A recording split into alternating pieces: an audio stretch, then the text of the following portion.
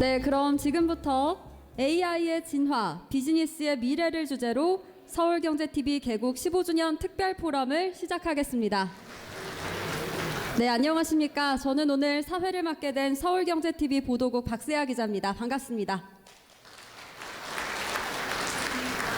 이상석 서울경제TV 대표이사님의 개회사 말씀 있으시겠습니다. 큰 박수로 대표이사님을 앞으로 모시겠습니다.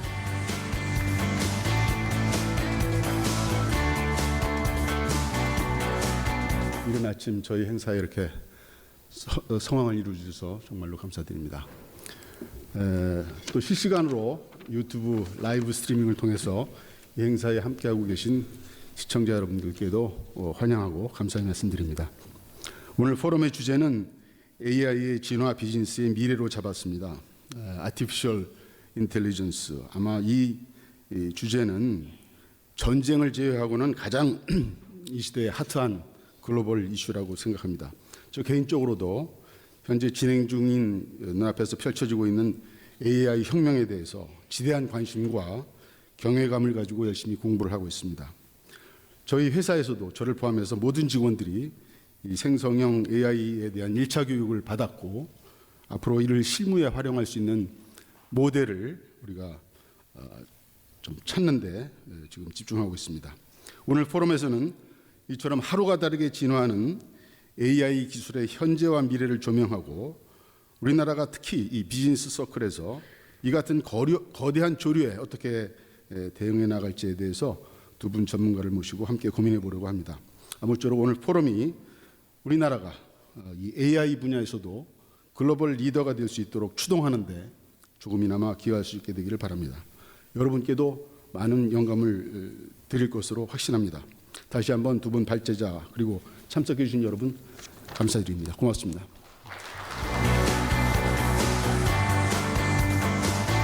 그럼 홍석준 국민의힘 국회의원님의 축사 말씀 있겠습니다. 홍석준 의원님은 국회 과학기술정보통신위원회 위원, 국민의힘 규제개혁추진단 위원장, 국민의힘 우리바다 지키기 검증 TF위원으로 과학기술 발전과 규제개혁을 위해서 다양한 활동 이어오고 계십니다. 서울경제TV 포럼을 진심으로 축하드립니다. 해마다 이렇게 좋은 강연 형식으로 이렇게 포럼을 개최해 주시는 것 같습니다. 다시 한번 이상석 대표님께 감사의 말씀을 드립니다.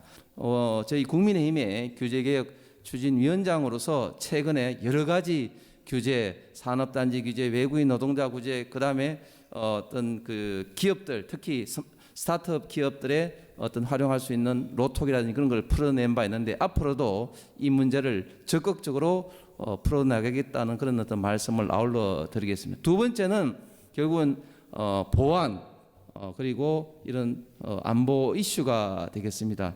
최근에 여러 가지 그 카카오 클릭에서 우리가 봤지만 우리 특히 대한민국처럼 분단된 국가에서는 외부에서나 이렇게 항상 우리의 여론 그리고 관련된 어떤 뉴스를 조정할 수 있는 그런 것들이 특히 챗GPT 시대에 들어가면은 이걸 제대로 확인도 할 수 없는 그런 어떤 시대로 접어들게 됩니다. 이런 관련해서 어떻게 사회적으로 자율적인 관련된 규제를 통해서 기계가 지배하는 이런 시대를 막는 것을 우리가 심각하게 고민하는 것도 병행해야 될 것 같습니다. 오늘 이런 어떤 포럼을 통해서 다양한 분야의 전문가들이 다양한 어떤 식견으로 시각으로 이 AI 우리 대한민국에서 산업을 어떻게 육성을 하고 어떻게 사회 안보 보안적인 이슈에 대응을 할 것인가 하는 논의하는 자리는 대단히 지금 현재 시점에서 의미 있는 자리가 아닌가 생각을 합니다. 다시 한번 이 자리를 마련해 주신 이상석 대표님과 서울경제TV 관계자 여러분들께 감사의 말씀을 드립니다. 고맙습니다. 네, 축사 말씀 전해주신 홍석준 의원님 감사드립니다. 이제 포럼의 첫 강연이 준비되어 있습니다.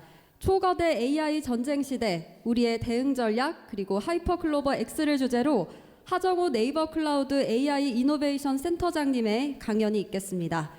하정우 센터장님은 AI 미래포럼 공동의장, 대통령 직속 디지털 플랫폼 정보위원회 AI 데이터 분과위원장, 한국공학 한림원 컴퓨팅 분과회원, 서울대 네이버 초대규모 AI 연구센터 공동센터장으로 활동하고 계십니다. 챗 GPT와 바도와 같은 글로벌 테크 기업들의 초거대 AI 기술 동향에 대해서 오늘 소개해 주신다고 하는데요. 여러분 큰 박수 부탁드립니다. 반갑습니다. 네이버 클라우드 하정우라고 합니다. 먼저 이렇게 아침부터 큰 행사 마련해 주시고 저희 어떤 AI 기술들을 소개할 수 있게 기회를 주신 이상석 대표님 포함 서울경제TV 관계자 여러분들께 감사 말씀드리고요. 준비된 장표는 많고 주어진 시간은 길지 않아서 빠르게 진행하도록 하겠습니다. 네, 생성 AI 시대가 도래한 것 같습니다. 2020년 5월 달에 GPT-3가 처음 나오고요.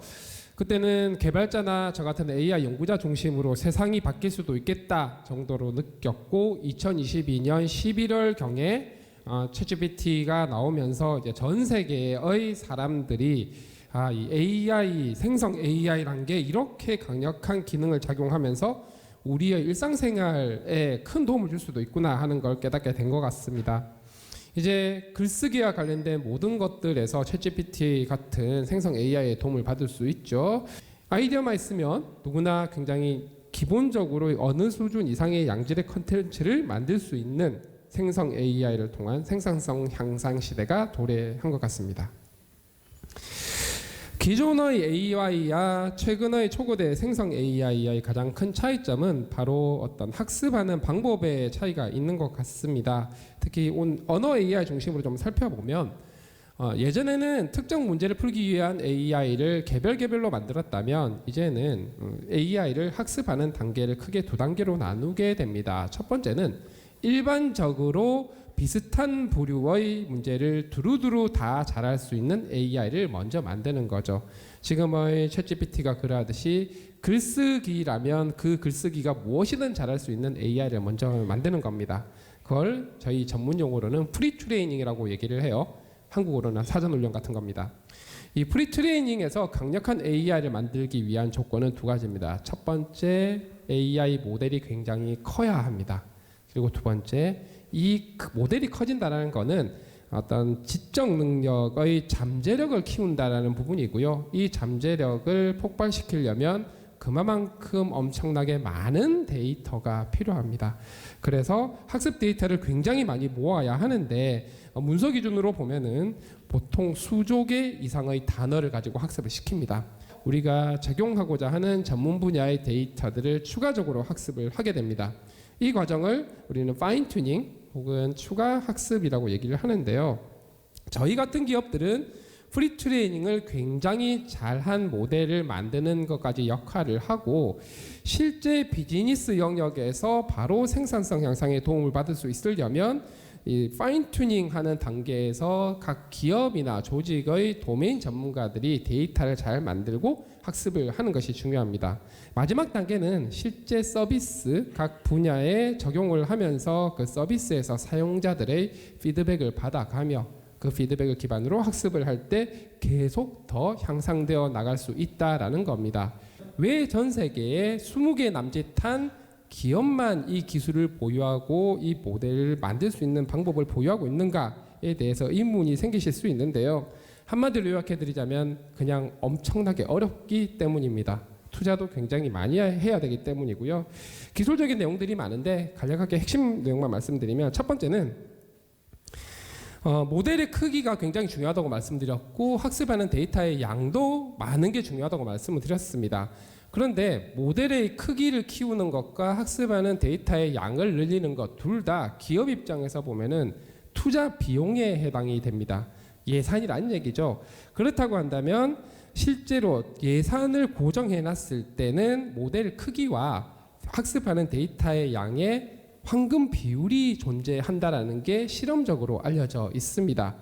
모델을 계속 키우면 거기에 맞게끔 데이터를 그만큼 많이 확보해야 되는 문제도 있고 또 모델이 너무 커지게 되면 김정은 교수님 막 계시지만 이거를 효율적으로 운영을 하기 위해서는 비용이 너무 많이 들어가는 단점도 있습니다. 그래서 적당한 크기의 모델에 적당한 양의 데이터를 확보하는 게 중요하다라는 거고요.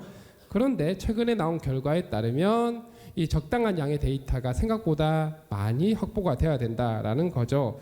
그래서 보통은 수백억 개 이상의 매개 변수 정도는 되어줘야, 거의 1000억 개 가까이 되어줘야 뭔가 좀 쓸만한 AI가 되는데, 그 정도의 모델을 학습을 시키는 데 필요한 데이터량이 굉장히 많습니다. 이런 걸 확보하는 게 가능하냐가 문제고요.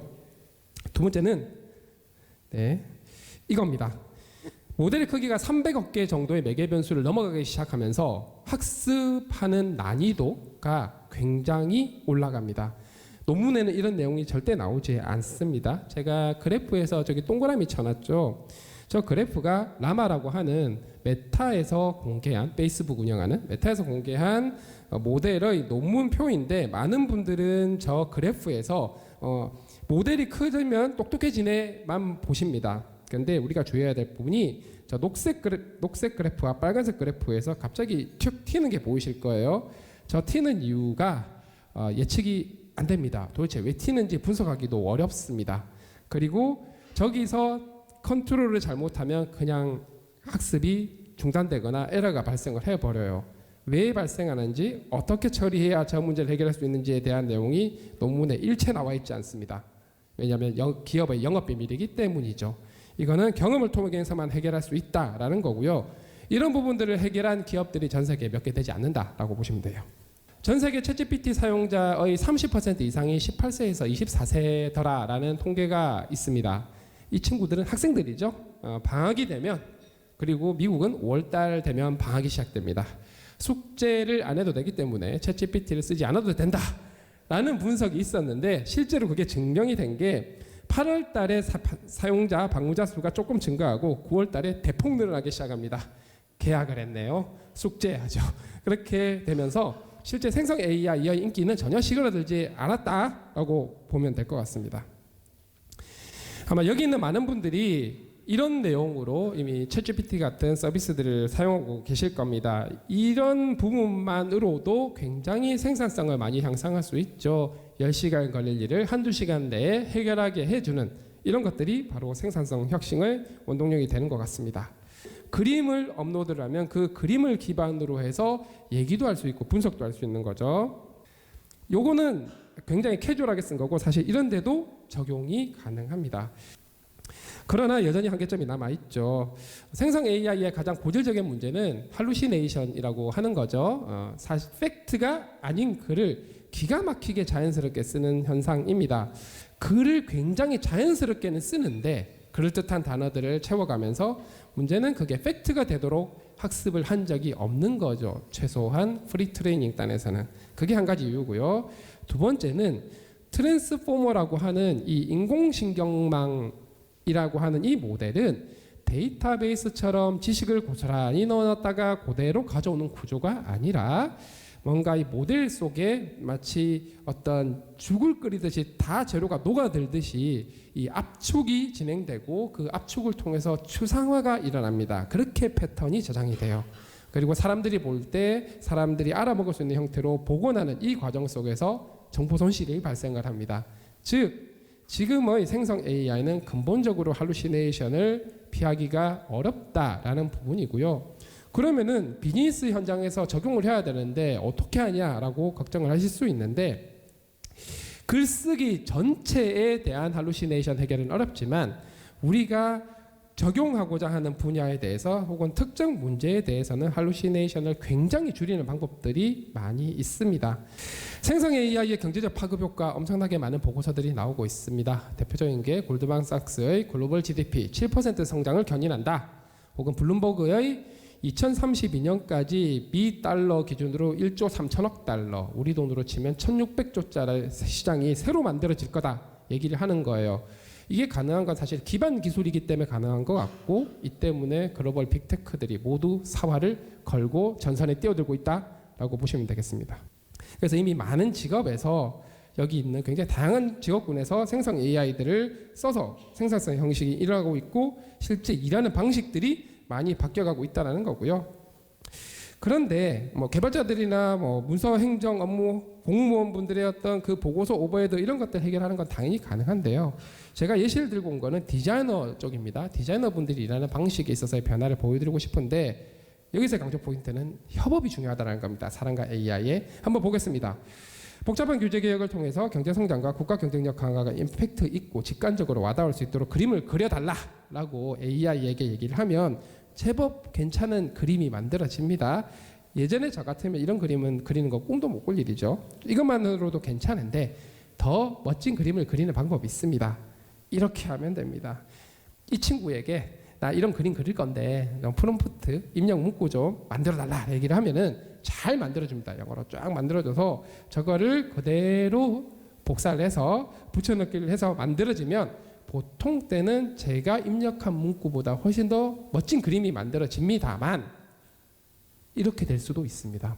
도대체 저 그림은 무엇이란 말인가? 그죠? 제가 의도했던 거랑 전혀 달라요. 왜 이런 일이 생겼냐 하고 저 AI가 만들어준 입력 문구를 봤더니 뭐 미로라든가 사슬이라든가 억눌린다라든가 이런 것들이 너무 강조되어 있는 형태로 표현이 되어 있는 거예요. 그럼 어떻게 해야 되겠습니까? 사람이 들어가서 틀린 표현 수정하고 기본적으로 추가할 내용 조금 더 추가하면 네, 이렇게 더 멋진 그림이 만들어집니다. 좀 더 확대해 볼게요. 이런 그림이 만들어지는 거예요. 제가 만든 것보다 훨씬 낫죠? 이렇게 사람이 AI를 쓰되 AI가 잘못된 결과를 만들 수 있다라는 것도 이해를 하면서 도구로서 잘 활용하는 게 경쟁력이 될 거다라는 거고요. 이제 챗GPT를 통해서 일상생활에 변화가 많이 일어날 것 같습니다. 이제 사용자들은 말만 하면은 외부 세계에 있는 많은 앱들을 실행할 수 있게 되죠. B2B에서 사용할 때, 특히 국가 전력 산업에 해당하는 기업에서 사용할 때 마찬가지 데이터들이 모두 빅테크의 클라우드에 저장이 되면 미국의 클라우드 법안에 의거 미국 연방정부가 열어볼 수 있는 법적 권한이 근거가 생기게 됩니다. 리스크죠. 이런 부분 때문에 영국, 일본, 프랑스, 중동 각각의 국가들이 자체적인 초거대 AI 생태계를 만들기 위해서 정부 단위에서 엄청나게 투자를 진행을 하고 있습니다.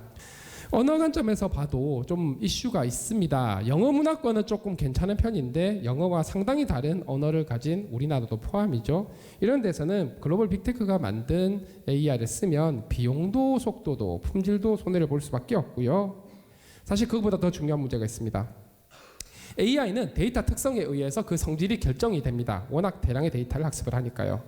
그런데 데이터란 무엇인가에 대해서 곰곰이 생각을 해보면 사람들이 살아가면서 축적한 지식뿐만 아니라 문화, 역사, 가치관, 사회교육, 규범들이 축적이 되어 있는 집합체입니다. 그런데 글로벌 빅테크가 학습한 데이터는 대부분이 북미 영어 문화권의 문서 데이터들이에요. 그러니 자연스럽게 북미 영어 문화권 편향된 AI가 만들어지겠죠. 이 AI가 한국어를 잘 쓰긴 합니다만 그 한국어로 쓰여진 내용이 북미 문화권 편향된 컨텐츠라는 뜻입니다. 그 AI에 노출된 컨텐츠에 노출된 사용자들은 자연스럽게 거기에 녹아들게 될 수 있죠. 그리고 그렇게 생성된 데이터들은 다시 학습에 사용되게 됩니다. 그리고 스몰 LLM 관련해 가지고도 여러 가지 얘기들이 많죠. 스몰 LLM이라고 하면 초거대 생성 AI이긴 한데 크기가 상대적으로 작은 모델들입니다. 정리해 드리고 싶은 부분은 스몰 LLM이 잘 할 수 있는 영역이 있긴 한데 마찬가지로 절대로 스몰 LLM으로 해결할 수 없는 문제들도 있다. 특히 그 문제가 복잡하고 어려울수록 큰 AI를 써야만 해결이 된다라고 보시면 돼요. 대표적인 케이스가 어떤 할 일이 주어졌을 때 그 미션을 수행하기 위해서 부분 과업을 정리하는 것, 이런 것들은 해결이 안 되고요. 또 벤치마크 숫자에서 스몰 LLM이 큰 AI보다 잘한다, 이런 뭐 어떤 기사라든가 이런 것들이 많이 나오고 있는데, 보고들이 나오고 있지만 토익 시험 잘 친다고 영어를 잘하는 게 아니듯이 벤치마크 숫자는 벤치마크 숫자일 뿐으로 보시면 되겠습니다. 이렇게 중요한 시대에 이제 우리의 수준 준비 어떻게 해야 되나 설명을 좀 드리겠습니다. 하이퍼클로바는 네이버가 만든 초고대 AI입니다. 전 세계에서 GPT-3, 중국 화웨이, 판구 알파 다음으로 세 번째로 공개한 AI이죠. 한국어 특화되어 있는 초고대 AI고 2021년 5월 달에 만들었습니다. 벌써 2년 반이 지나가면서 이미 700개 이상의 스타트업들이 저희 하이퍼클로바를 활용을 해서 앱들을 만들고 있습니다.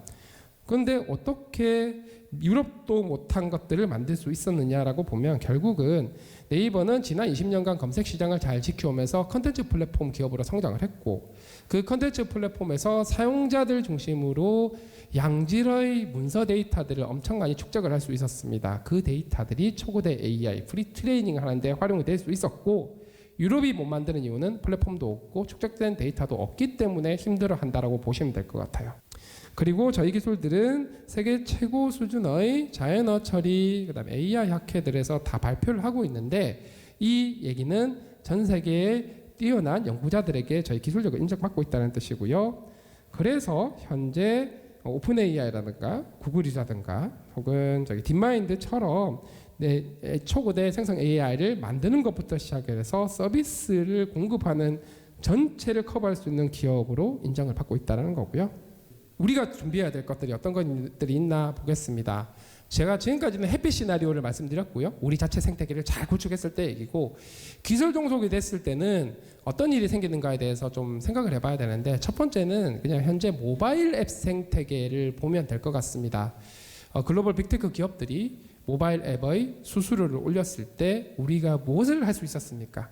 아무것도 할 수 없었습니다. 그 기업들은 수수료를 챙겨가고 앱을 만드는 회사들, 그리고 뭐 저작권자들이 양보를 해서 사용자들의 피해를 최소화하는 방법밖에 없었어요.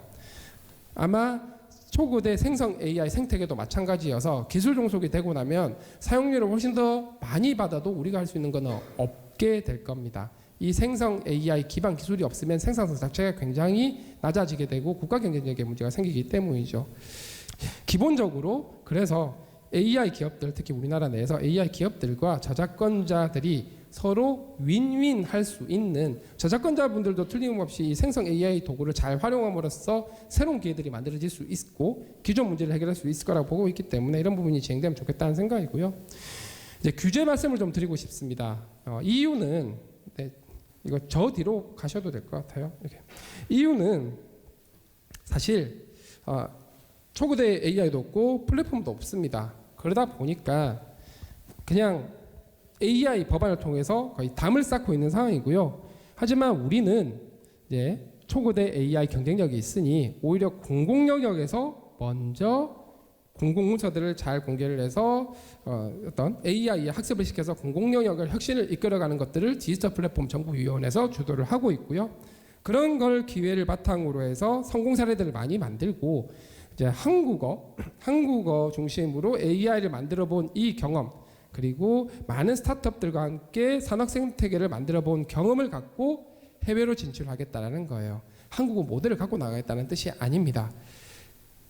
사실 미국, 중국을 뺀 나머지 나라들, 예를 들면 중동이나 동남아시아 국가, 일본 같은 경우도 자체 초고대 AI 생태계를 만들고 싶어 합니다. 기술이 없어서 그렇지. 그럼 우리는 우리 스타트업들과 함께 AI 기업들이 가서 그 나라의 언어 중심으로 AI 모델을 함께 만들어주고 산업 생태계를 함께 만들어줌으로써 미국, 중국과 어깨를 나란히 하는 글로벌 생성 AI 연대를 리딩하는 국가로서 포지셔닝 할 수 있게 된다라는 뜻이죠. 국가 차원에서 앞서 홍 의원께서도 규제 말씀을 주셨는데요. EU의 규제를 볼 게 아니라 미국이 어떻게 움직이는지를 봐야 됩니다. 사실 규제를 만드는 이유는 각 국가가 처한 환경을 고려해서 봐야 되고, 미국은 가장 앞서 나가고 있기 때문에 규제가 본질이 아니라 게임의 룰을 잘 만들어서 이 게임의 룰 안에서 국가가 성장하고 기업이 성장하고 주도권을 가질 수 있도록 하는 게 본질이라고 봐야 합니다. 이유는 입장이 완전히 다르죠.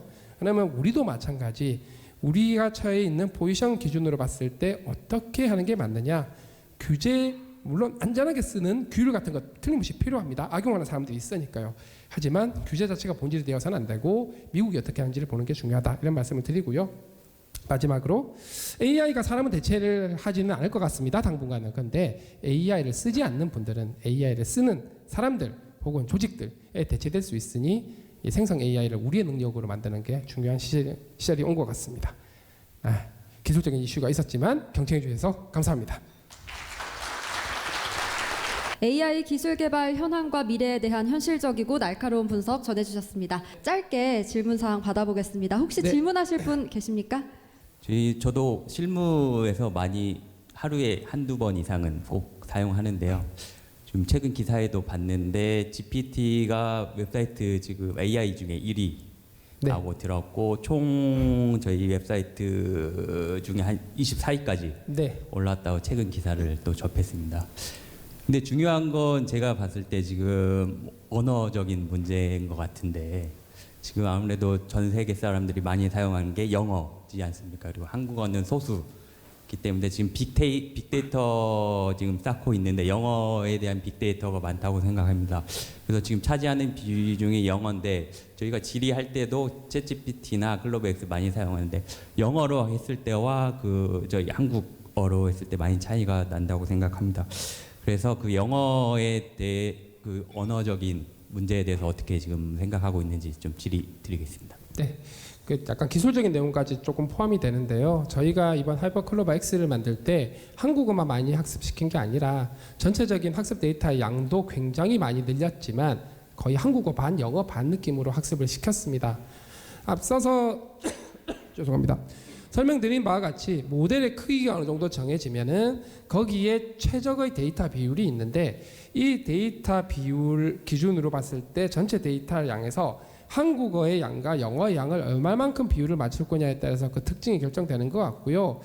챗GPT도 그렇고 바드도 그렇고 한국어 데이터 양을 많이 넣지 않는 이유는 영어에서의 경쟁력이 떨어지면 안 되기 때문에 주요 언어 중심으로 하게 되는 것 같고 사실 영어 데이터는 커먼 크롤이라고 하는 데이터 수집 어떤 시스템이 있습니다. 거기에 이미 공개가 다 돼 있는 데이터들이 워낙 많아가지고 어떤 데이터를 얼마만큼 쓸 거냐는 결정만 하면 되는 문제이긴 합니다. 즉 저희는 한국어를 이만큼 써야 되니까 나머지 반을 영어로 채우되 거기 공개되어 있는 커먼 크롤에 공개되어 있는 데이터 중에 어떤 걸 쓰겠다 이런 걸 결정을 해야 되는 문제고 이 밸런스를 맞추기 위해서 고민을 해보면 결국은 글로벌 빅테크에 비해서는 영어 데이터가 좀 부족할 수는 있는데 해당하는 영어 데이터의 구성을 잘 맞추면서 최대한 이렇게 맞추는 형태로 보시면 될 것 같고요. 왜냐하면 한국 자체에 대한 이해도가 떨어지면 안 되기 때문이죠. 그래서 어떤 챗GPT나 바드에 비해서 영어 문서 내에 있는 지식이 상대적으로 부족할 수는 있으나 또 저희가 기술 여러 가지 발전을 통해서 저희 내부적으로 평가를 해보면 남아보다 영어 관련된 거에 대한 벤치마크 점수 비슷한 능력치도 좀 더 높게 나오는 케이스들도 많고 해서 어느 정도 영어에 대해서는 적어도 국내에 있는 사용자들이 사용하는 기준에서는 전혀 아쉽지 않은 수준으로 되어 있다 보시면 될 것 같습니다. 하정우 센터장님께 여러분 다시 한번 큰 박수 부탁드립니다. 네, 감사합니다. 네, 이제 포럼의 마지막 순서입니다. 생성 인공지능 시대 AI 반도체와 슈퍼컴퓨터 패권을 주제로 김정호 카이스트 전기 및 전자공학과 교수님의 강연 있겠습니다. 김정호 교수님은 대통령직 속 국가과학기술자문위원회 위원을 역임하시고 현재 대통령 안보실 정책자문위원, 삼성전자 산학협력센터 센터장, 한화 국방인공지능 융합연구센터장으로 활동 중인 대한민국 최고의 과학기술 전문가십니다. 여러분 큰 박수 부탁드립니다. 오늘 서울경제TV 15주년 개국을 축하드리겠습니다. 그리고 이 자리에 초청해 주신 이상석 대표이사님과 여러분 임직원님께 감사의 말씀을 드립니다. 생성형 인공지능이 어떻게 발전할 것인가, 거기에서 특히 반도체와 슈퍼컴퓨터가 데이터만큼이나 중요하다 이 말씀을 드리고 그 패권 전쟁에서 우리가 이기는 방법 중에 하나가 한글도 있지만 반도체도 있다 이 말씀을 드리겠습니다. 자, 달리라는 생성 인공지능이 있습니다. 거기에 이런 입력을 집어넣습니다. Vibrant portrait painting of 살바도르 달리 with a robotic head face. 그러니까는 스페인 초현실 화가의 그림을 그려라. 그리고 반쪽은 로봇 얼굴로 그리라. 그러면 1초 만에 그려줍니다. 인간도 이만큼 그릴 수 있죠. 그런데 사람이 그리려면 하루 종일 걸릴 수도 있고 또 이 정도 그리려면 홍대 앞에 학원에 한 10년은 다녀야 될 것 같습니다. 그러니까 생성인공지능 시대가 되면 저는 지금 한 10단 정도로 보면 한 2단에서 3단 정도 왔다고 보는데 누구나 피카소를 비서로 갖고 있고 누구나 이세돌을 비서로 갖고 게임을 하는 시대가 된다. 그러면 그런 비서를 갖고 있는 개인과 기업과 국가와 그렇지 않은 데는 큰 경쟁력의 격차가 있게 된다. 그래서 지금 전 세계가 생성형 인공지능에 경쟁이 일어나고 있고 그래서 자본이 집중적으로 투자되고 있다 이 말씀을 드립니다. 마음에 안 들면 다시 그려줘 하면 1초마다 다르게 그려줍니다. 그래서 그냥 선택하면 되겠습니다. 우리가 많은 일을 할 때 논문을 쓰든 발표 자료를 쓰든 보고서를 쓰든 퍼스트 드래프트가 어렵거든요. 그거 스트레스 많이 받고 보통 밑에서 써오면 이게 빨간 펜으로 고쳐주는데 퍼스트 드래프트는 다 인공지능이 해줄 시대가 될 것 같습니다. 보고서든 기사든. 그러니까 그 수백 명의 자기 비서를 두고 일하는 사람하고 혼자 하고의 큰 차이가 있겠습니다. 그리고 어지중간한 창작 능력을 갖고 있는 직업은 그다지 생존하기 어렵다 이렇게 생각이 되고요. 자, 그래서 제가 오늘 뭐 기술적인 강의는 아닙니다만은 생성형 인공지능 안을 들어가 보면 저 앞에 보면 강아지가 기타를 친다 불길 속에서 이런 문장을 넣으면 어떻게 그림을 만드느냐면 제가 이번 학기 생성인공지능 대학원 강의하고 있거든요. 학기 전체를 슬라이드 하나로 한번 이렇게 표현해 본 건데요. 우리가 입력을 하면 저기 인코더라는 게 들어갑니다. 암호화한다는 뜻입니다. 그리고 글 암호를 그림 암호로 바꾼 다음에 디코더라고 해서 암호 해독기가 그림을 그려냅니다. 지금 나와 있는 대부분의 생성 모델은 이런 구조를 갖고 있습니다. 그러면 뭐 그림만 잘 그리냐? 요 아래 게 이제 스펙트로그램이라고 그래서 우리가 말을 하면 시간별로 요 스펙트럼을 그린 이미지입니다. 그러니까 이 이미지를 갖고 있으면 음악을 또 만들어내요. 그러니까 어떻게 되냐면 내가 말을 하면 이미지를 만들고 그 이미지 갖고 음악도 만들 수 있는 겁니다. 그래서 음악을 만드는 생성 인공지능을 보면 내가 말을 쓰면 이런 시를 쓰고 그 음악을 해달라고 그러면 이제 음악을 해주는 것도 있고요. 이미 음악을 들려주고 이거 변조해서 새로운 음악 만들어도 해주고요. 완전한 뮤직을 해주고 또 뭐 편곡하는 다양한 인공지능이 현재 나와 있습니다. 그 중에 하나를 제가 보여드리면 챗GPT로 시를 써달라고 그랬더니 I may be a machine, but I know how to love. I may not have a heart, but I can feel your love. I may not be a human. 이런 시도 씁니다. 꼭 지하철 벽면에 있는 시보다 나은 것 같지 않으세요? 근데 이거 가지고 음악 작곡도 동시에 했습니다. 한번 여러분 음악 들리는 걸 잘 들어보세요. 인공지능 음악.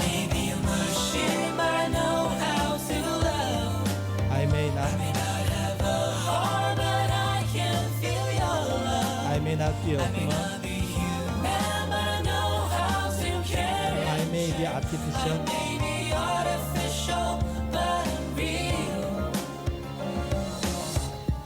들으셨나요? 가사 이거 제가 보기에 우리가 뭘 창작한다 이렇게 얘네들이 미국이 이걸 뭐라고 그러냐면 제너러티브 AI라고 그래요. 생성 AI, 크리에이티브 AI라고 안 그래요.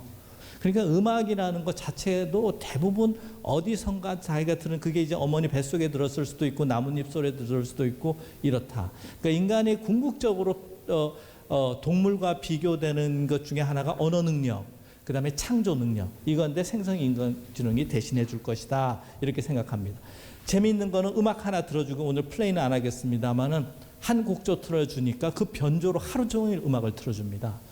우리가 크리스마스 캐롤이 없어진 이유가 뭔가요? 그 로열티 때문에 없어진 거 아닌가요? 옛날엔 다 그 전파사 앞에 이제는 그런 일은 없을 것 같고 하나 들려주면 얘가 평생 재생을 합니다. 네, 그런 기능까지도 갖습니다. 자, 이게 빙이라고 마이크로소프트에서나 아직 공개된 건데 이제 코파일럿이 이제 가르치면 돈 받을 텐데 제가 뭘 글을 써달라고 그러면 크리에이티브냐 밸런스냐 프리사이즈 문체까지도 선택할 수 있고요. 시그널 인테그리티라고 제가 쓰는 인공지능 반도체 네이버 주가가 뜨는 게 이것 때문인데 그 설명해보라 그랬더니 한 박사과정 정도 능력으로 이렇게 써주는데 링크 다 소스도 이렇게 붙여줍니다. 그러니까 자료조사로 굉장히 유용하고요. 그런데 문제는 제가 질문 하나를 했어요.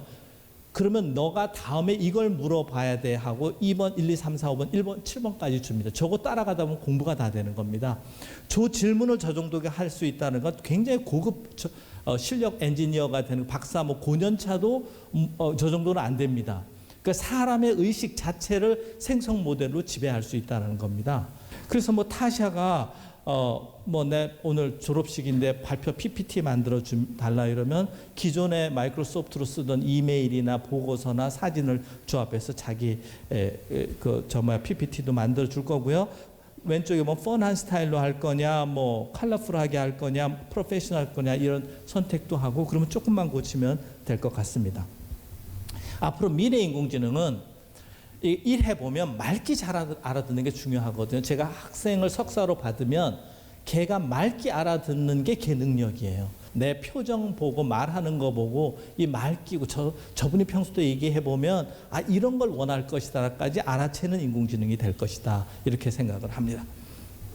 자 그런데 놀라운 거는 우리가 코딩을 해야 된다 그러지 않습니까? 디지털 시대에 코딩도 언어거든요. 컴퓨터가 알아듣도록 인간의 언어를 번역해주는 언어인데 챗GPT가 코딩까지 하게 됐어요. 왼쪽은 인공지능 챗GPT가 한 겁니다. 그것도 코딩을 사람이 하지 않고 말로 이런 거 짜줘 갖고 한 거예요.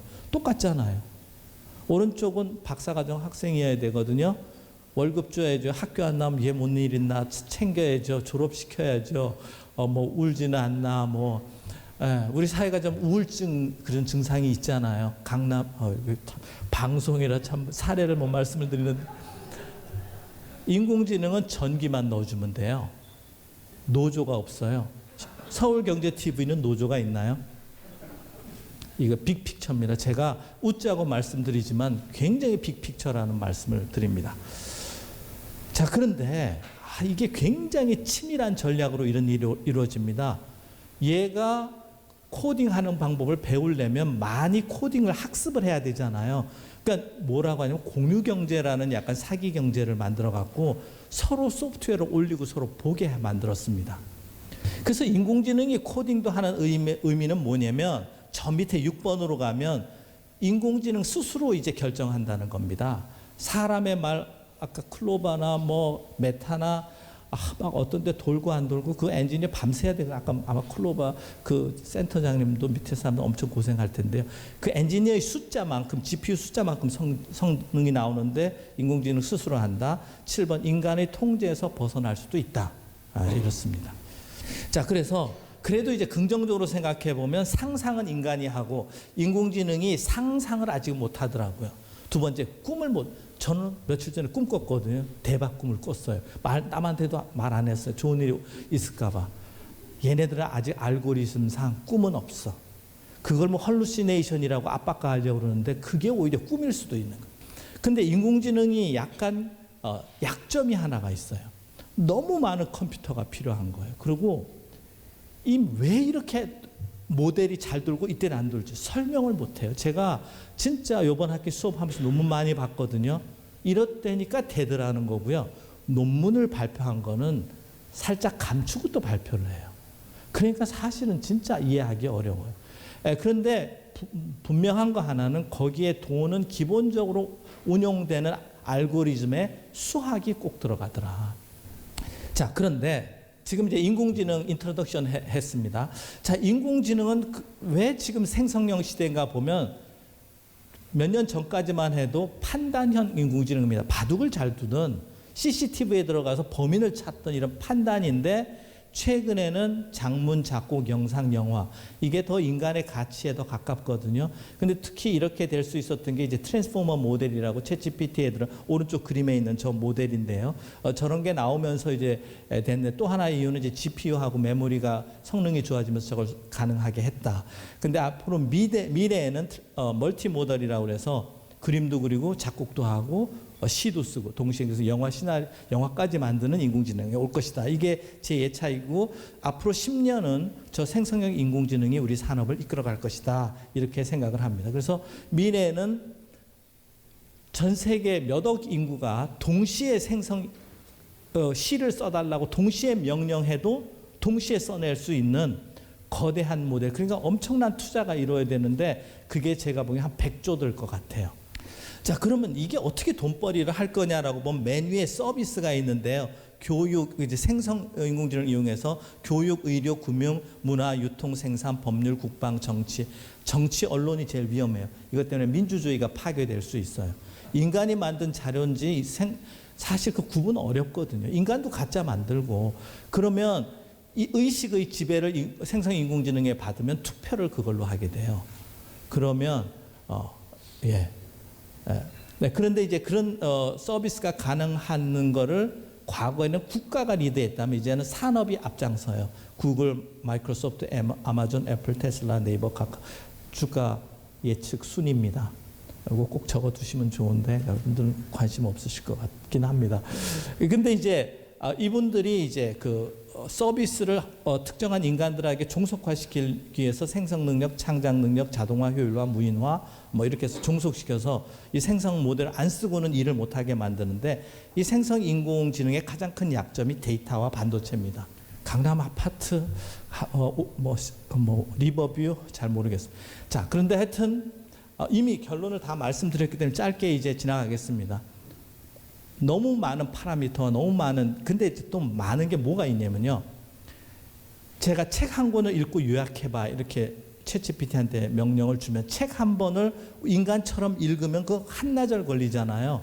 1초 만에 읽어야 되니까 동시 입력이 돼야 됩니다. 이걸 병렬 계산이라고 그래요.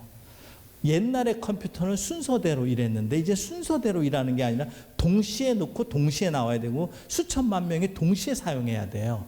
사람들이 짜증을 내지 않아야 되니까. 그래서 동시성이 중요한 프로세서를 GPU라고 그러고 동시성이 중요한 메모리를 HBM이라고 그럽니다.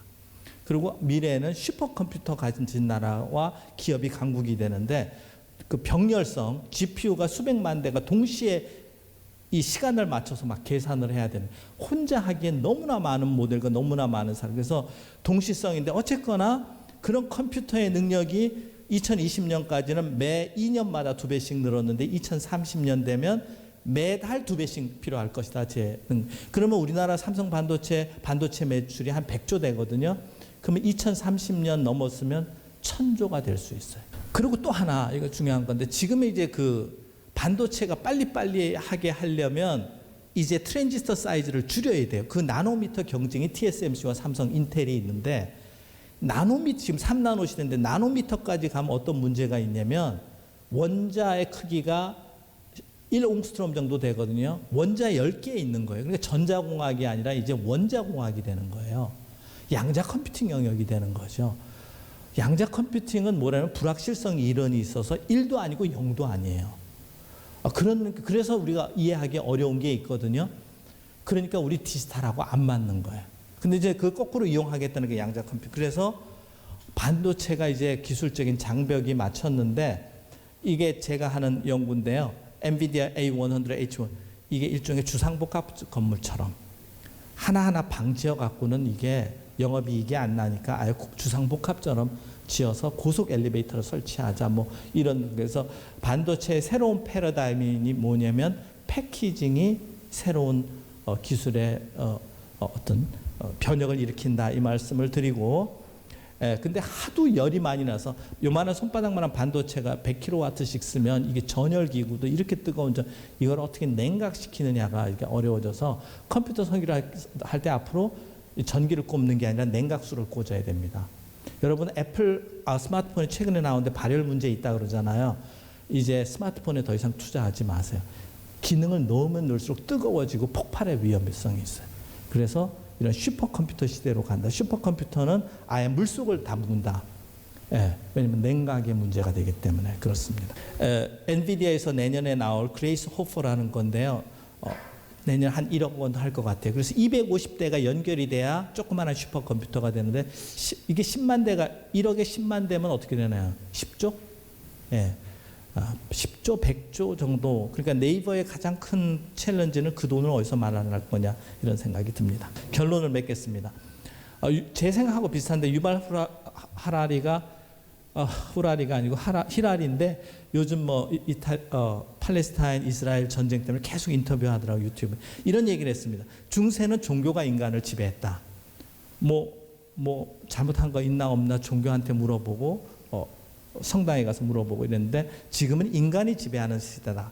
그래서 커스터머가 왕이다. 우리 민주주의가 다 우리 개인의 선택을 믿는 거 아니에요. 미래는 인공지능이 지배할 것이다. 이런 생각을 갖고 있고요. 인공지능의 문제점은 편파성.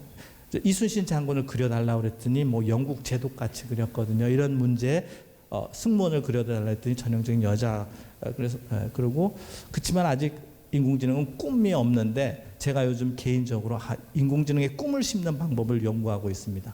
그러면 제 몸값이 많이 오를 것 같은데 아직은 그렇지 않습니다. 그래서 인공지능을 통제를 해야 되겠다.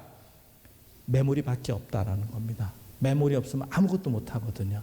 그래서 반도체를 통제. 그러니까 미국이 반도체 공장 미국에서 지어라, 중국에서 나와라 이런 현상이 벌어지고 있고요. 메모리 없는 인공지능은 안고 없는 찐빵이다 이 말씀을 드리고 그래서 지금 우리나라를 경계로 대륙 세력과 태평양 세력이 반도체 공장을 중심으로 이렇게 구분되는 새로운 에치슨 라인이 만들어지고 있습니다. 경청해 주셔서 대단히 감사합니다. 네, 김정호 교수님 강연이었습니다. 질문 있으신 분 손 들어주시면 마이크 전달드리겠습니다. 네, 교수님께서 보시기에는 여러 업종 중에서 어느 업종이 가장 빠르게 비즈니스로 이제 접목시킬 수 있는지 거기에 대한 좀 예상을 좀 해주시기 바랍니다. 예, 저는 마이크로소프트를 되게 유심히 보는데 이미 그 디지털 플랫폼을 갖고 있잖아요. 거기에 얹어서 그러니까 보고서나 파워포인트나 이메일이나 이런 걸 우리 대신에 쭉쭉 써주는 거 그런 쪽이 기존에 배달의 민족이 있건 뭐건 디지털 플랫폼이 있을 때 거기에 얹어서 서비스를 더 강화해서 더 종속성을 높이는 쪽이 저는 조금 더 가까운 미래가 있다고 보고요. 뭐 신약 개발이나 새로운 이런 창조적인 거는 더 많은 데이터와 시간이 좀 필요하지 않을까. 그런데 이제 10년 후를 투자한다라면 새로운 재료 개발, 새로운 신약 개발, 신약이 엄청 시장이 크거든요. 그런 쪽에 좀 투자해 보고 싶고요. 아니라면 반도체 관련되는 반도체. 그리고 기본적으로는 아마 현재 디지털 아까 네이버나 카카오도 마찬가지지만 거기에 경쟁력과 가치를 높이는 쪽으로 되지 않겠나 이렇게 생각했습니다. 어디에 이 종교 사원을 지으면 좋을지 말씀하실 때 바닷가 가까운 원자력 발전소 주변이다라고 말씀을 하셨는데 그렇게 된다면 AI와 관련된 산업의 지도가 어느 정도 그려질 것 같거든요. 그러면 지금 이런 AI와 관련된 여러 생태계를 가장 잘 적응하고 또 앞으로 중심지가 될 나라가 어디일까라는 생각도 해봐요. 그래서 조금 더 구체적으로 이 세 개에서 좀 팁을 주시면 좋을 것 같다는 생각이 드네요. 중학교 지리 부도라는 책이 있어요. 우리 그거를 뺏어서 제가 화장실에서 아침마다 봅니다. 세계 지도를 다시 봐요. 이스라엘도 팔레스타인, 그다음 요단강, 레바논 이게 사해 높낮이가 다 있어요. 그러니까 온도, 산맥 이런 게 랭귀지도 다르고 그렇습니다. 그러니까 지리학까지 인공지능이 아직 아닌지는 모르지만 지리가 인간 문화에 미치는 영향이 엄청나더라고요. 예. 그런데 하여튼 지리적으로 현재 가장 유리한 나라는 미국과 중국인데 인구수가 많고 데이터가 많고 기술이 있고 그래서 우리는 하드웨어 데이터 센터 반도체 공장은 원자력 발전소 근처로 가야 될 것 같고 그걸 서비스하는 데는 다 네트워크로 연결되니까 그래서 이런 고민을 합니다. 강남 아파트값 좀 내려야 되겠다. 그래서 메타버스로 사람들이 막 이 안경만 쓰면 지리산에 있어도 강남에 있는 느낌 주게 그렇게 한번 해보고 싶긴 한데요. 우리나라 제가 유학하고 와서 실패한 게 공기 좋고 물 맑은데 지금 대전에 살거든요. 집값이 안 오르더라고요. 그래서 이 사람의 심리까지 제 지하철 앞에 뭐 지저분한데 거기가 오르는 거예요. 학원 많다고 거기 뭐 이상한 술집 그러니까 거기는 제가 예측이 좀 어렵다는 말씀.